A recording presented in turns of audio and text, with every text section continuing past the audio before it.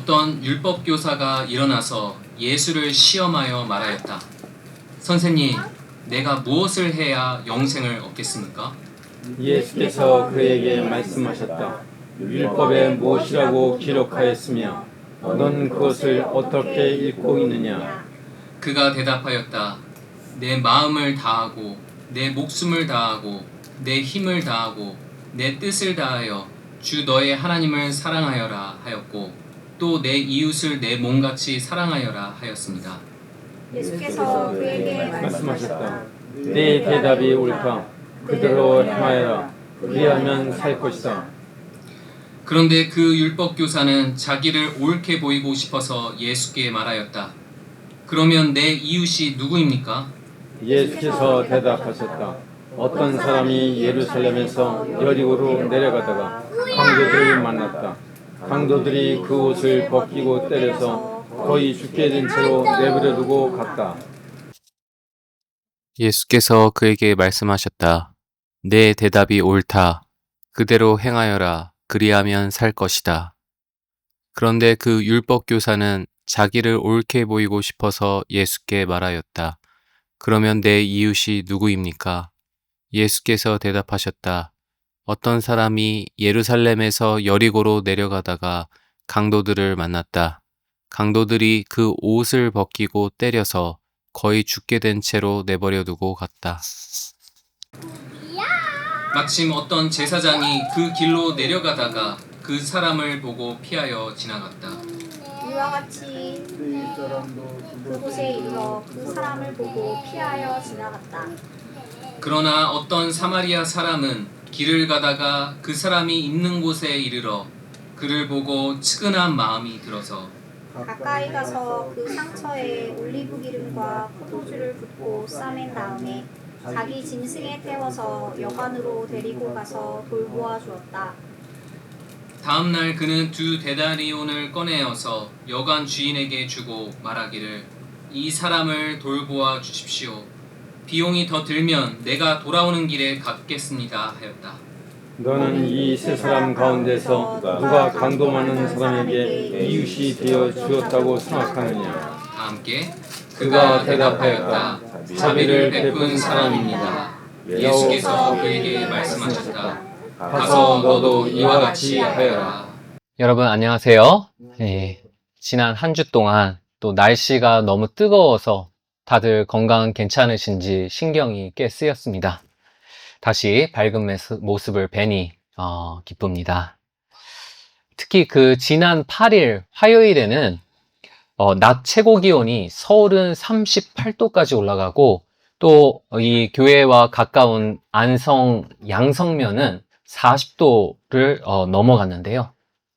한국은 그 기상 관측을 처음 시작하고 약 120년 동안 이맘때쯤에 이렇게까지 뜨거웠던 적은 없었다고 하죠. 그래서 요즘 마을 확성기에서는 외출을 삼가하라는 그 경보가 매일 나옵니다. 요즘 한국뿐만이 아니라 전 세계적으로 폭염 때문에 난리죠. 유럽에서는 최근 단 10일 동안, 열흘 동안 열사병과 탈수증으로 2,300명이나 목숨을 잃었는데요. 폭염 사망자 수가 이전보다 3배나 늘었다고 합니다. 앞으로 온난화가 점점 더 심해질 텐데 이처럼 그 생존이 위협받는 그런 문제가 생기면은 항상 궁지에 가장 먼저 몰리는 것은 사회적 약자들이죠.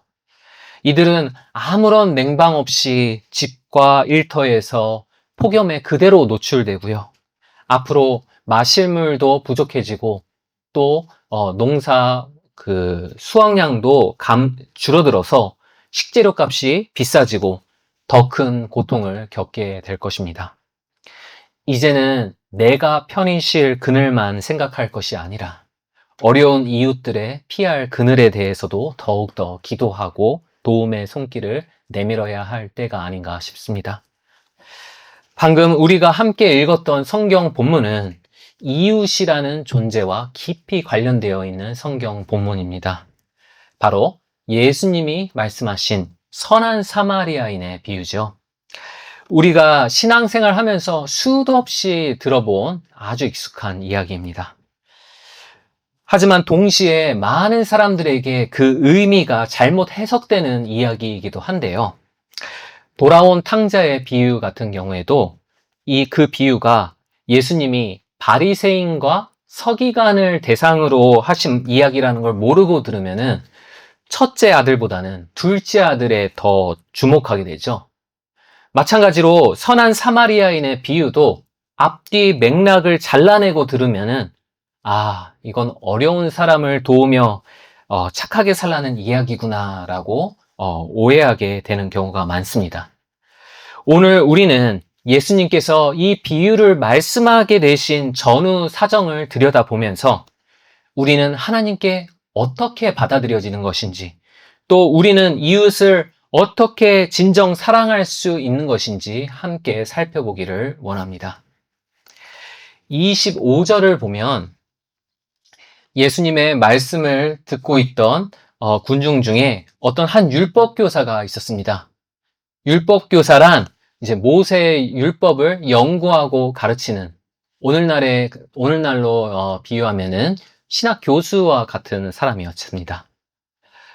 상당한 학식과 사회적 지위를 가지고 있으면 틀림없었죠. 그런데 이 율법교사가 갑자기 일어나더니 예수님께 질문을 던지는 거예요. 진짜로 궁금해서 물어본 게 아니었습니다. 성경은 그가 예수님을 시험하려 했다고 하죠. 예수님이 율법을 경시하는 그런 발언을 하시면 그걸 빌미로 고소할 수도 있고요. 지식이나 논리가 부족한 말씀을 하시면 공개적으로 망신을 줘서 예수님을 깔아뭉개고 자기 자신을 높일 수가 있는 것이죠. 그가 어떤 질문을 했는지 함께 읽어볼까요? 저 녹색 부분 25절 후반절입니다. 선생님, 내가 무엇을 해야 영생을 얻겠습니까? 이 질문을 쉽게 풀자면 내가 무엇을 하고 어떤 공로를 쌓아야 하나님이 그 보상으로 나를 받아주시고 그분 안에서 영원을 누리게끔 해주시겠습니까? 라는 의미였습니다. 여기서 영생을 얻는다라고 할 때 이 얻는다라는 헬라어 원어는 직역하면 상속하다라는 뜻입니다. 내가 무엇을 해야 영생을 상속받을 수 있겠습니까? 라는 것이죠. 그런데 여러분, 상속이라는 것이 누군가가 여러분께 이렇게 질문했다고 한번 칩시다. 제가 뭘 해드려야 당신이 가진 걸 제게 상속시켜 주시겠습니까? 뭐라 대답하시겠어요? 황당하죠.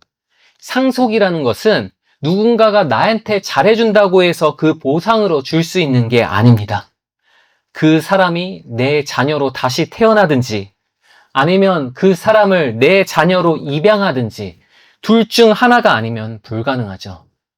마찬가지로 영생의 상속은 내가 하나님을 위해 행한 선한 행위의 보상으로 얻어낼 수 있는 것이 아니라 오직 하나님께서 이런 몹쓸 나를 택하사 자녀 삼아주신 그 선물로서 주어지는 것입니다. 율법교사는 박식한 사람임에 틀림없었지만 무엇을 해야 상속받을 수 있냐라는 그런 모순적인 질문으로 자기의 무지함을 스스로 폭로하고 있었던 거죠. 예수님은 이 질문이 율법교사가 쳐놓은 덫이라는 걸 깨뚫어보고 계셨습니다. 그리고 26절에서 오히려 되물으시죠. 한번 신명기 읽어볼까요? 26절에서 율법에 무엇이라고 기록하였으며 너는 그것을 어떻게 읽고 있느냐? 율법교사에게 그가 가장 자신만만해하는 율법에 관해 물으시며 스스로 답해보라 하셨습니다. 그러자 27절에서 율법교사는 막힘없이 술술 대답하죠. 그리고 첫 번째 신명기 말씀 한번 읽어볼까요? 너는 내 마음을 다하고 내 목숨을 다하고 힘을 다하여 주 너의 하나님을 사랑하여라. 그 다음에 레위기 말씀 내 이웃을 내 몸과 같이 사랑하여라.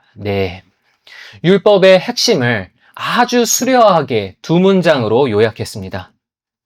율법교사가 이렇게 성공했으니 이번엔 예수님이 한 차원 더 높은 수준의 그 율법 지식으로 맞받아치실 차례였죠. 그렇게 자기 전문 분야인 율법을 가지고 서로 점점 더 치열하게 논쟁하는 것이 율법교사가 바라던 그림이었습니다. 그런데 예수님은 전혀 예상치 못한 한 방을 날리시죠. 네 대답이 옳다. 그대로 행하여라. 그리하면 살 것이다. 네, 얼핏 들으면 예수님이 그래, 자네가 오라. 자네 말대로 율법을 지켜봐 라고 격려하시는 것 같죠. 하지만 이건 반어적인 표현입니다. 그래, 어디 한번 그렇게 해봐. 그런데 네가 과연 율법을 제대로 지킬 수 있을까라는 겁니다. 예수님은 그렇게 그 율법교사의 양심을 건드리시는 거죠. 네가 말한 대로 하나님을 단 한순간도 놓치지 않고 너의 모든 것을 다해 사랑할 수가 있니? 네 이웃을 네가 네 자신을 사랑하는 만큼 항상 그렇게 사랑할 수가 있니? 아니, 절대 그럴 수가 없잖아 라고 자신을 정직하게 들여다보게 유도하신 겁니다. 그러니까 율법교사는 어떻게 반응합니까? 29절을 함께 읽겠습니다. 그런데 그 율법교사는 자기를 옳게 보이고 싶어서 예수께 말하였다. 그러면 내 이웃이 누구입니까? 네. 율법교사는 자기의 양심을 건드시는 예수님의 사랑의 덫에 제대로 걸려버리죠. 율법의 요구대로 누군가를 완전히 사랑한다는 게 불가능하다는 걸 자기도 알기 때문에 율법교사는 마음이 아주 불편해지죠. 그래서 자기 방어적이 돼서 자기를 옳게 보이려고 시도합니다. 자기가 조금이라도 율법을 지키기 수월하게끔 율법을 최대한 자기에게 유리하게 해석하려 들죠. 내 이웃이 누구입니까? 라는 질문은 내 이웃의 범위를 최대한 좁히려는 겁니다. 일단 하나님을 모르는 이방인들 다 제껴버리고요. 내 유대인 동포들 중에서도 율법에 무지하고 잘 지키지 않는 자들을 제외해버리고요. 또 나와 종교적, 정치적 입장이 다른 원수들도 다 빼버립니다. 그러면 내가 사랑해야 할 이웃들의 명단이 확 줄어들겠죠. 율법을 지키기가 훨씬 더 수월해지겠죠. 예수님은 율법교사의 이런 의도를 눈치채셨습니다. 그리고 네가 뭘 하든 넌 결국 실패하고 만다는 걸 깨우쳐 주시길 원했죠. 그래서 말씀하신 게 바로 선한 사마리아인의 비유였던 겁니다. 이 비유의 앞 상황을 들어보시니까 어떠세요? 네. 이것이 어려운 이웃을 도우며 선하게 살아야 하나님이 널 받아주실 거다라는 이야기겠습니까? 아니죠. 정반대입니다. 안타깝게도 우리가 뭘 하든 그분의 기준에는 미치지를 못한다라는 것이죠. 기독교를 포함해서 세상 모든 종교가 어려운 이웃을 도우라, 그들을 돌보라라고 가르칩니다. 하지만 기독교만이 가지고 있는 독특한 가르침이 있는데요. 그건 기쁜 소식 전에 먼저 나쁜 소식을 들으라라는 것입니다.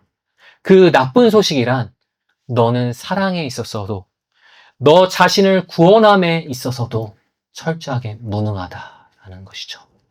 이 나쁜 소식이 마음에 깊이 와닿아야 그 뒤에 올 기쁜 소식도 내 영혼에 다다을 것이라는 것입니다. 선한 사마리아인의 비유도 나쁜 소식이 먼저 선포되고 그 뒤에 기쁜 소식이 뒤따라오는 이야기인 것이죠. 이 이야기는 예루살렘에서 여리고로 가는 길을 배경으로 하는데요. 지도를 보시면 아시겠지만 이 두 도시의 높이가 굉장히 차이가 나죠. 여리고는 예루살렘보다 고도가 1km나 아래에 있어서 굉장히 그 가파른 내리막길인데다가 보시면 아시겠지만 굉장히 굴곡도 심해서 강도들이 매복하기에 최적의 장소였습니다. 실제로 여행객들이 강도당하는 경우가 굉장히 많아서 이 길의 별명이 피의 길이었습니다. 피의 길. 어떤 남자가 이 위험천만한 길을 걷고 있는데 아니나 다를까 강도를 만나고 맙니다. 거의 죽을 때까지 두드려 맞고 모든 소지품을 다 빼앗기고 길 위에 버려지고 말죠. 그리고 강도 만난 자가 쓰러져 있는 그 현장을 두 사람이 차례로 지나가게 되는데요. 첫 번째 남자는 어떤 한 제사장이었습니다. 제사장은 성전에서 제사를 집례하는 거룩한 직책을 맡고 있었는데요. 종교적으로, 도덕적으로 항상 올바르게 행동해야 한다는 의무감으로 똘똘 뭉친 자들이었죠. 그런데 당연히 도와줄 것 같았던 그 제사장이 돕지 않고 그냥 바라만 보고 있었던 겁니다. 그 이유를 학자들은 여러 가지 추측을 하는데요. 그중 대표적인 것 딱 하나만 말씀드리면, 죽은 사람의 시체를 건들면 정결을 잃어서 제사에 참여할 수 없게 된다는 율법 규례 때문입니다. 제사의 그 업무에 다시 복귀하려면 예루살렘으로 먼 길을 되돌아가서 정결을 회복하기 위한 절차를 일주일 동안이나 거쳐야 됩니다. 혹시 그 남자를 구하려고 건드렸는데 그 남자가 혹시 죽어 있다면 나의 일주일치의 급여와 시간과 에너지를 다 날려보내게 되시는 것이죠. 그래서 제사장은 쓰러진 그 남자를 보면서 마음속으로 계산기를 두드립니다. 마치 그 율법교사가 예수님께 질문했던 것처럼, 과연 저 남자가 내 이웃일까? 내가 그런 희생을 감수하고도 사랑할 가치가 있는 자일까? 생각해 보는 것이죠.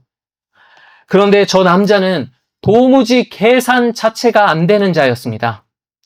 당시 문화에서 사람들은 상대방이 어느 나라 국적이고 어떤 신분이고 또 어느 지역 출신인지를 두 가지를 보면 알 수 있었습니다.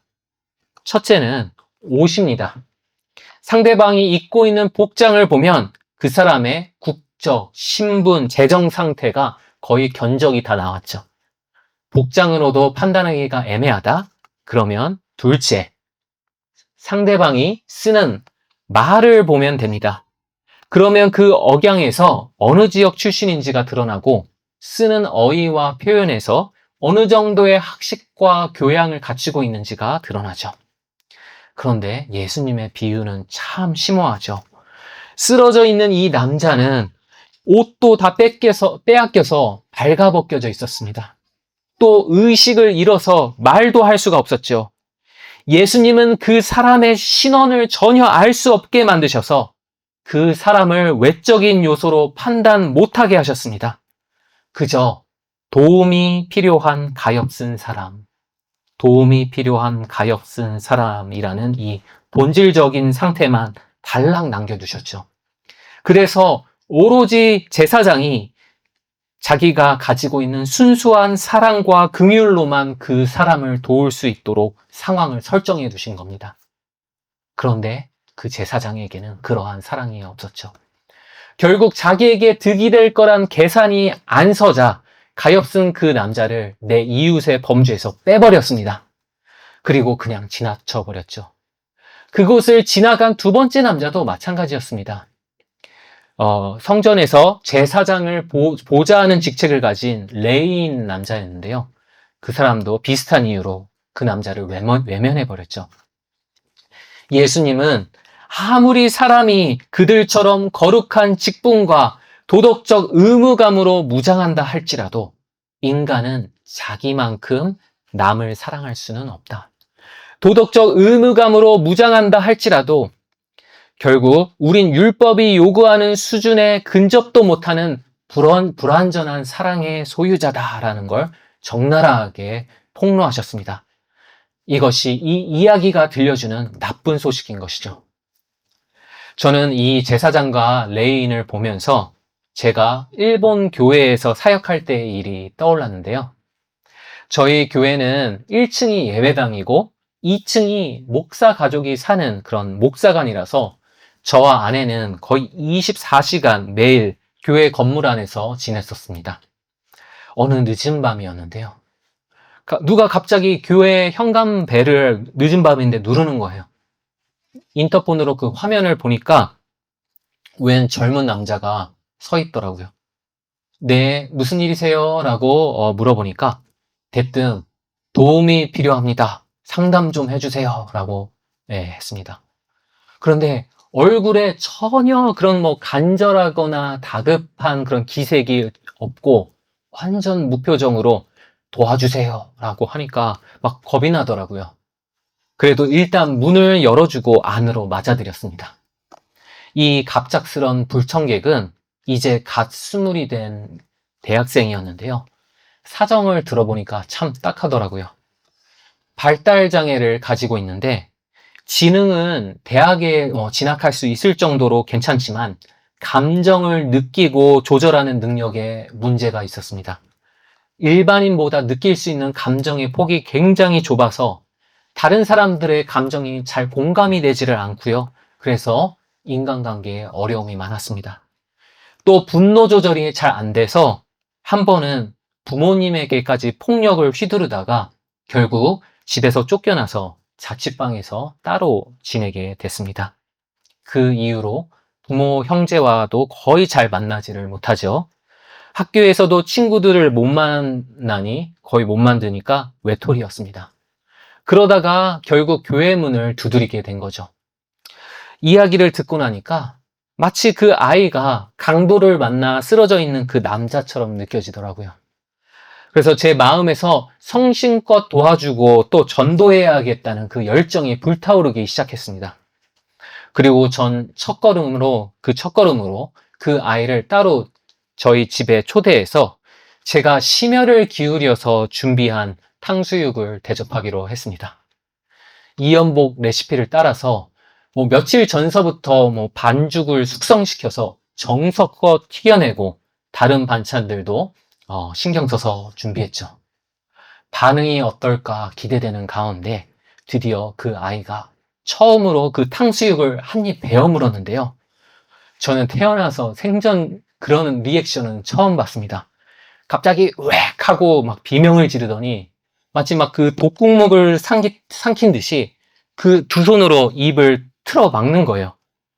그러더니 티슈를 급하게 뽑더니 입에 문 음식을 거기에 퇴하고 다 뱉어버렸죠. 영화 속에서 악덕 요리 평론가가 셰프에게 모욕을 주는 그런 영화에나 나올 듯한 장면이 제 면전에서 현실로 일어난 거죠.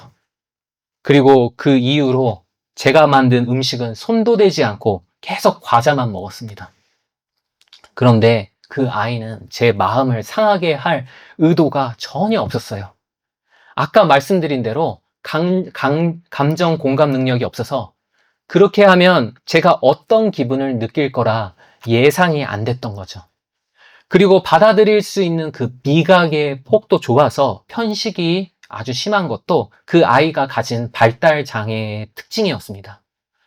그런데 진짜 문제는 제가 이런 정보를 알고 있는데도 아이가 그렇게 반응하니까 몇 초 전까지만 해도 충만했었던 그 아이를 향한 그 긍휼이 한순간에 절반 이상 날아가 버리더라고요. 이성적으로 제어해 보려고 노력했었지만은 제 마음이 제 머리가 내리는 지시를 잘 따라주지 않아서 그 임팩트가 굉장히 오래 가더라고요. 그런데 그건 시작에 불과했습니다. 아무리 복음을 전하고 예배에 참석해 보라고 초청을 해도 다른 교인들이 불편해서 예배에 잘 오지를 않았고요. 사전 연락 없이 늦은 밤에 불쑥 찾아와서 저랑만 만나려고 했습니다. 또 계속 밥 먹이고 상담해주고 집까지 차로 데려다줘도 고맙다는 반응이 전혀 없었습니다. 그 발달 장애 때문에 감정이 미성숙해서 그런 거였죠. 진짜 아무런 보상을 기대할 수 없는 가운데 순수하게 그 아이의 유익만을 위해서 사랑해야 하는 그런 상황이 오니까 제가 가진 사랑의 미천이 금방 다 드러나 버리더라고요. 그리고 제 마음속에서 이런 불평이 올라왔습니다. 왜 우리 교회엔 이런 힘든 사람들만 찾아올까? 이 아이한테 이렇게 시간과 에너지와 물질을 쏟는 게 과연 의미 있을까? 타산이 안 맞는다는 계산이 서니까 저는 제 이웃의 범주를 좁혀서 그 아이를 제외시키고 싶은 욕망을 강하게 느끼기 시작했죠. 목사라는 제 직책만 거룩하고 신앙적 의무감만 제 안에 조금 있을 뿐 제 안에도 이 이야기 속에 율법 교사와 제사장과 레위인이 살고 있다는 걸 그때 절감하게 되었습니다. 율법 교사가 말했듯이 율법은 우리 인간이 원래 하나님을 사랑하고 내 이웃을 사랑하도록 만들어졌다는 걸 보여주죠. 사랑의 원천이신 하나님께 받은 그 사랑을 내 안에만 가둬두는 것이 아니라 하나님과 이웃이라는 내 바깥에 있는 타자를 향해서 흘려보내주는 것, 이것이 원래 우리의 모습이었습니다. 내 이웃의 범주는 어느 특정 부류에 한정되어 있는 것이 아니라 내 바깥에 있는 모든 타자들이 내가 사랑해야 할 이웃이었던 거죠. 하지만 우리 안에 죄가 들어와서 우리가 하나님께 사랑을 공급받지 못하도록 차단하자 어떤 일이 일어나죠? 우리의 사랑이 흐르는 방향이 타자를 향하는 것이 아니라 나를 향해 흐릅니다. 이것을 가리켜서 마틴 루터는 자기 안으로 굽어있는 사람이라고 했습니다. 자기 안으로 굽어있는 사람. 죄의 본질은 나를 중심에 두고 내 바깥에 있는 모든 걸 자기 안으로 굽히려 하는 것이라는 겁니다.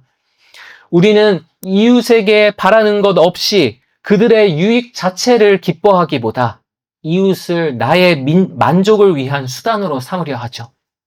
나에게 친절한 사람, 도움을 얻을 수 있는 사람, 나에게 긍정적인 영향을 줄 수 있을 것 같은 사람, 이런 이용가치 있는 사람들을 우린 본능적으로 선호합니다. 또 나를 칭찬해주고 나의 자아상을 지지해주고 나에게 고맙다고 말해주는 사람, 그렇게 나는 참 좋은 사람이구나 라고 내 자신을 향한 나의 사랑을 확증시켜주는 사람이야말로 참된 이웃이라고 우리는 착각하는 것이죠. 안타깝지만 우리가 지금 교회 안에서 서로를 사랑하는 것도 물론 신앙이 있어서이기는 하지만 우리의 죄된 마음의 동기를 자세히 들여다보면 여기 있는 우리 모두 중에서 단 한 명의 예외 없이 서로로부터 이용 가치를 느끼기 때문에 우린 사랑하고 있는 겁니다. 하지만 반대로 나와 안 맞을 것 같은 사람, 나에게 도움이 안 될 것 같은 사람, 나에게 짐이 될 것 같은 사람, 이런 이용 가치 없는 사람들에게 우린 무관심하죠. 그리고 소극적으로 내 이웃의 범주 바깥으로 그들을 밀어냅니다. 더 나아가 나에게 피해를 주는 사람, 나의 약점을 지적하는 사람, 나에게 열등감을 느끼게 하는 사람, 나와 종교적, 정치적 나의 그 견해를 부정하는 사람을 우린 본능적으로 내 원수로 삼습니다. 그리고 아주 적극적으로 그들을 내 이웃의 범주 바깥으로 밀어내죠. 지금 이 순간 단 몇 초 동안만이라도 내 아픈 지난 기억들을 한번 회상해 보십시오. 우리의 마음속에는 나를 상처 입힌 수많은 원수의 얼굴들이 떠오를 겁니다. 그런 그들을 우리는 사랑한다 말할 수 있겠습니까? 아니요.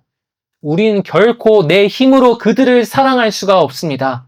우리에게 죄의 문제가 해결되지 않는 한 우리의 삶엔 원수라는 존재가 계속해서 생겨나고 우린 그들을 절대 내 이웃의 범주 속에 포함시키지 않을 것입니다.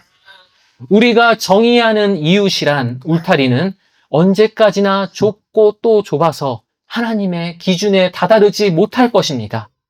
이것이 우리 죄인이 스스로 극복 못할 비극인 것이죠. 하지만 예수님은 오늘 이 이야기에서 나쁜 소식 뒤에 기쁜 소식을 들려주십니다. 제사장과 레위인이 그 불쌍한 그 남자를 그냥 지나쳐버리고 이제 진짜 주인공이 등장할 차례였죠. 아마 예수님 곁에 있는 그 유대인 회중들 모두는 그 주인공이 같은 유대인 동포일 거라 기대했을 것입니다. 하지만 모두의 예상을 깨고 예수님이 선택한 이 이야기의 영웅은 유대인이 아니라 유대인의 원수였던 사마리아인이었습니다. 사마리아인은 이스라엘 사람과 이방인의 피가 섞인 혼혈 민족이죠. 유대인들이 세워놓은 전통을 무시하고 자기네들만의 전통을 따로 새로 세웠기 때문에 유대인들은 그들을 엄청나게 증오했었습니다. 예수님은 왜 굳이 유대인 청중들 앞에서 그들의 원수를 주인공으로 등장시키셨을까요? 그 유대인 청중들의 기분을 나쁘게 하기 위해서 그러셨을까요? 아니죠. 그건 이 사마리아인은 예수님을 암시하는 그분의 모형이기 때문입니다.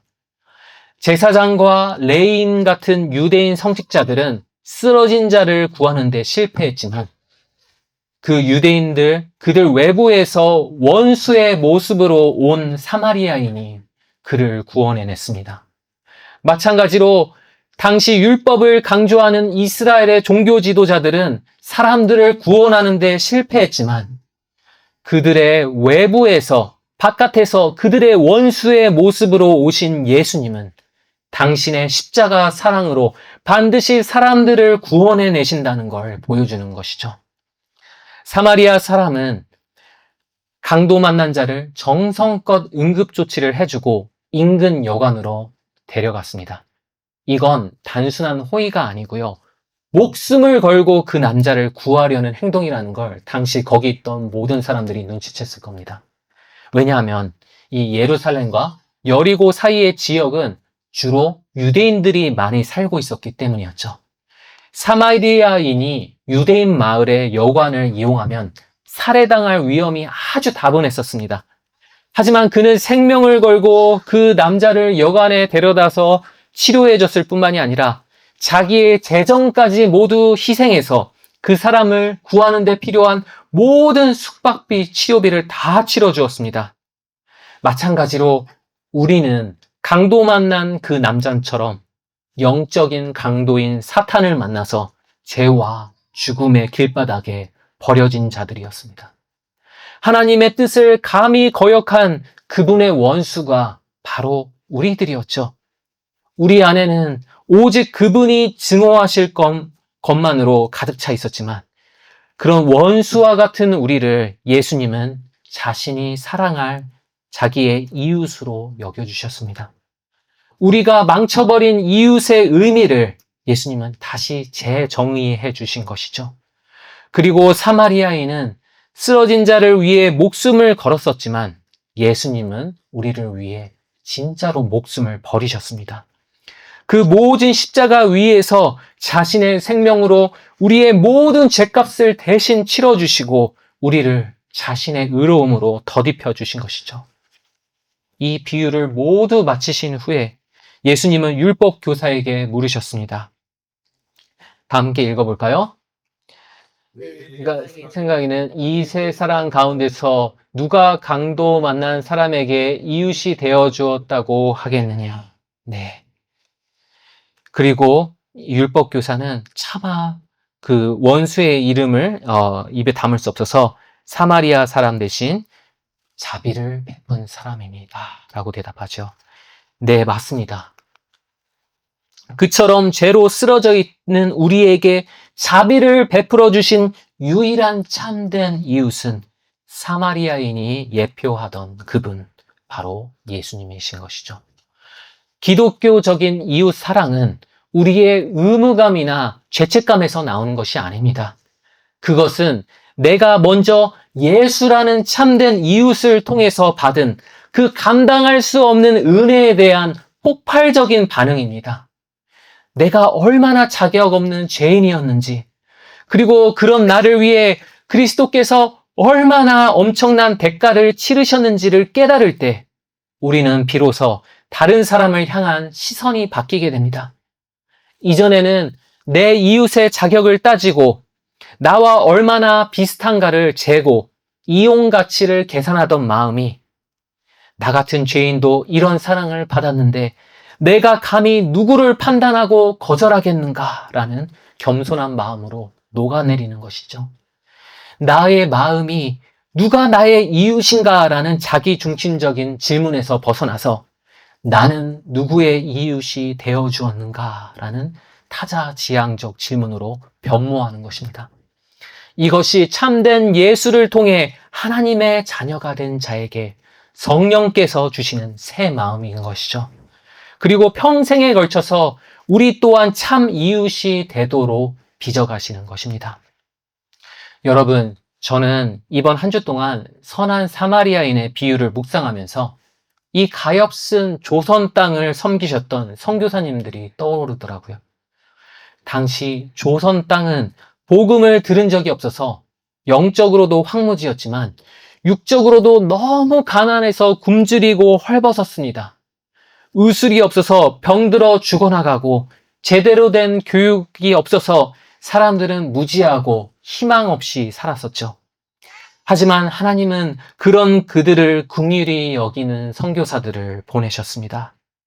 당시에는 지금 같은 여객기나 통신 수단이 없어서 선교사들은 정말 내 목숨과 인생을 걸고 선교하는 것이었죠. 그런 희생을 각오하고 자기네들을 도와주러 오는 그 선교사들을 조선 사람들은 환영해 줬을까요? 아니죠. 이화 학당을 세운 메리 스크랜트는 조선의 여자들이 온갖 성차별을 당하고 교육도 못 받는 것을 보고 여학교를 세우려 했습니다. 하지만 어디 천한 여자를 가르치냐 하면서 그녀를 박해했고 이화 학당을 개교했을 때 전교생 숫자는 병든 아이 딱 한 명이었죠. 또 한국 최초의 서양식 병원인 세브란스를 창립한 올리버 에비스는 제대로 된 의료 시스템이 없어 죽어가는 그 조선인들을 가엾이 여기고 병원을 세우려 했죠. 하지만 한의사들은 자기 밥줄을 끊어놓는다며 저항했죠. 사람들은 그의 선한 의도를 불신하고 해방 놓았죠. 게다가 온갖 재정난에 시달렸습니다. 또 세뮤얼 마펫은 하나님을 모르는 평양 사람들을 불쌍히 여겨서 복음을 전했습니다. 하지만 평양은 워낙에 유교와 샤머니즘이 강한 지역이라서 그는 평양 대붕이 일어날 때까지 수도 없이 사람들한테 두드려 맞고 구타당하면서 선교를 했었습니다. 아무리 선교사들이라 해도 그들도 연약한 인간이었습니다. 사랑을 베풀어도 사람들은 보상은커녕 원수짓을 했죠. 얼마나 허망하고 무기력할 때가 많았겠습니까? 그런 그들을 계속해서 내 이웃으로 삼고 사랑하는 건 내 의무감이나 내 굳은 각오로 감당할 수 있는 게 아니었죠. 그래서 그분들이 남긴 그런 기록들을 보면요. 수도 없이 넘어지고 쓰러지면서 내 무능함을 고백하고 참된 이웃이신 그리스도를 붙들고 의지하는 일의 연속이었습니다. 그러한 가운데 매번 때에 따라 내려주셨던 하나님의 그 놀라운 은혜가 그들이 조선의 좋은 이웃이 되는 평생의 여정을 완주할 수 있게 한 원동력이 되었던 것이죠. 우리도 마찬가지입니다. 누군가를 진정 사랑한다는 건 환영받음의 자리에 있을 때보다 강도 만난 자를 구한 그 사마리아인처럼 희생의 자리에 있을 때가 훨씬 더 많습니다. 상대방은 내게 고마워하기보다 내 선의를 의심하고 악용하며 내 원수와 같아질 때가 있죠. 그리고 우리가 끝내 깨닫게 되는 진리는 우리 힘만으로는 진정한 이웃이 되어줄 수 없다는 사실입니다. 우리가 먼저 참된 이웃이신 예수 그리스도 안에서 무한한 긍휼과 은혜를 받은 자임을 기억할 때 그 사랑이 우리를 변화시키고 우리도 누군가의 이웃이 되어줄 수 있는 것입니다. 때론 우리가 지쳐 쓰러질 때 주님은 우리 곁을 절대 지나치지 않으십니다. 우리가 무너져 내린 자리마다 당신의 손으로 일으켜 주시고 우리가 받은 그 은혜가 또 다른 이에게 흘러가도록 하시죠. 우리가 받은 이 사랑에 힘입어 우리도 오늘 한 걸음 도움이 필요한 누군가에게 좋은 이웃이 되어줄 수 있기를 기대합니다.